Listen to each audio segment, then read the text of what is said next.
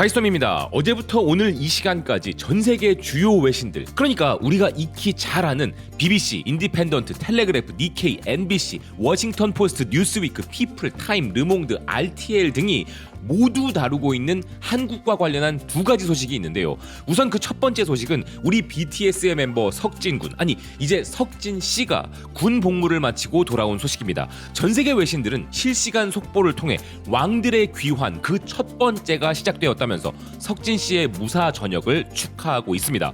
BTS는 전 세계 팝 시장에 영향을 미치는 세계 최고의 스타들이기에 BTS의 컴백에 이 정도의 관심은 당연한 걸지도 모르겠는데요. 그리고 두 번째 소식은 전 세계인들의 입맛을 앗아가버린 한국의 슈퍼스타, 바로 불닭볶음면의 폐기 사태가 덴마크에서 벌어진 것 또한 위에서 언급한 매체들이 모두 브레이킹 뉴스로 전달하고 있습니다. 그 뒷이야기와 전 세계 불닭볶음면 매니아들의 열띤 반응도 정말 흥미로웠는데요. 일단 이 소식은 서구권은 물론이고 아시아, 아프리카, 남미 대륙에 이르기까지 불닭볶음면이 판매되는 모든 대륙에서 핫토픽이 되었습니다. 그런데 저는 제품에 무슨 문제라도 있어서 폐기 처리를 한 줄 알았더니 그 이유는 정말 너무나 어이가 없는 것이었는데요. 영국의 인디펜던트는 덴마크가 한국 인기 라면이 너무 매워서 리콜을 당했다면서 한국 삼양식품의 라면 3가지에 캡사이신 함량이 너무 높아 소비자에게 독이 될 수 있다는 이유로 리콜을 했다는 것이었습니다. 삼양식품은 1963년부터 한국에서 라면을 선보인 것으로 유명하며 다양한 맛을 선보이는 업체인데 덴마크 식품청은 소비자들에게 삼양의 불닭볶음면 3배 매운맛과 2배 매운맛 그리고 스튜형의 구매 중단 요청과 함께 이런 성명을 발표했는데요. 식품연구소는 3가지 라면 제품 모두 한 팩에 총 캡사이신 함량이 너무 높아 소비자가 급성 중독을 일으킬 위험이 있다고 평가했다. 제품을 가지고 있다면 폐기하거나 구입한 매장에서 반품하길 바란다.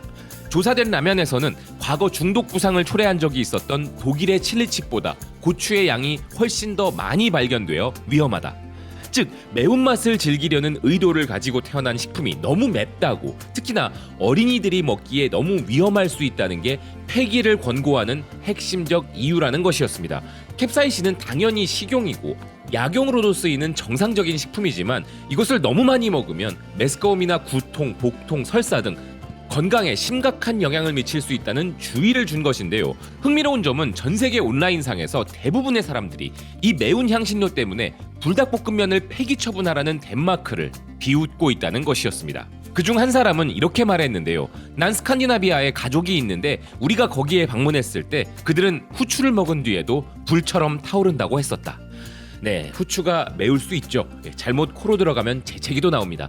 암튼 이런 흥미로운 반응들은 잠시 후에 소개해드리도록 할 텐데요. 일단 삼양식품 측은 이번 리콜 조치의 놀라움과 함께 현지 규정을 준수하겠다는 의지를 표명한 것으로 대응했지만 매운맛 때문에 리콜이 된 것은 이번이 처음 있는 일이기 때문에 식품업계는 이런 조치에 매우 당황하고 있었습니다.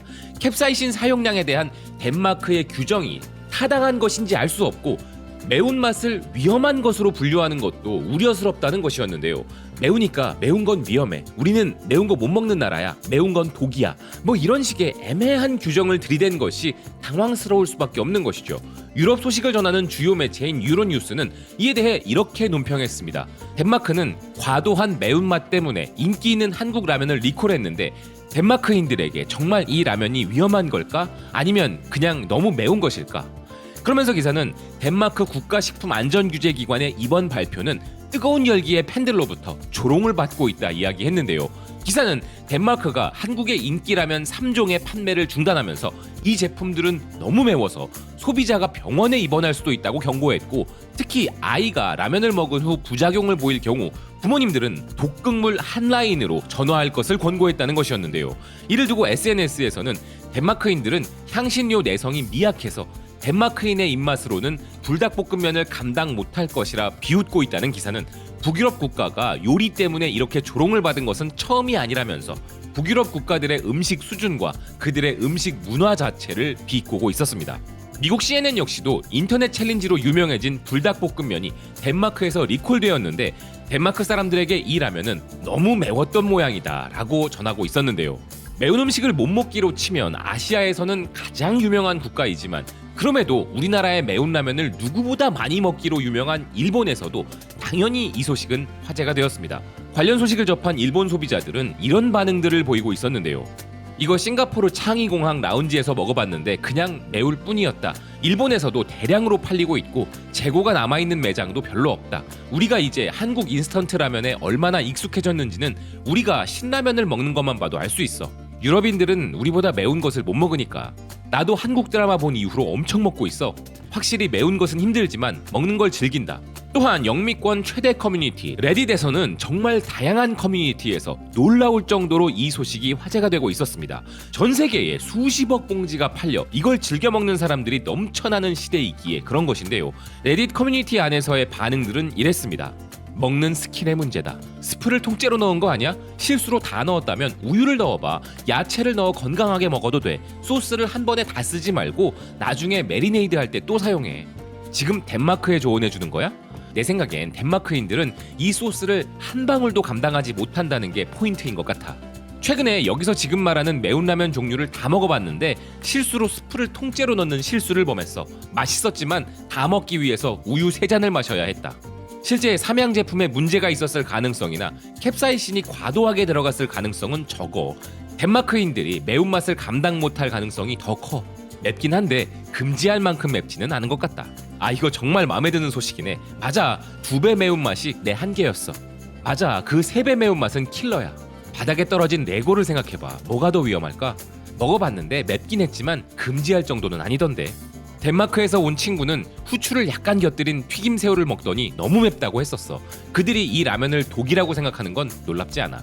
한국인들은 매운 음식을 좋아해. 그건 확실해. 몇 가지 매운 라면을 먹어봤는데 어떤 건 너무 매워서 먹을 수 없을 정도였어. 난 항상 매운 라면을 좋아했지만 한국 라면은 확실히 내가 견딜 수 있는 수준을 더 끌어올렸어.